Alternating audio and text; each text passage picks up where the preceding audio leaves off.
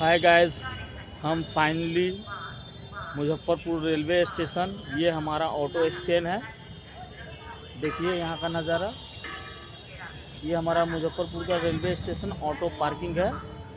अभी हम ऑटो अपने घर से लेकर के आए हैं और यहाँ स्टैंड में रोके हैं। यहाँ से रिज़र्व मिलेगा तो हम यहाँ से कहीं ना कहीं निकलेंगे।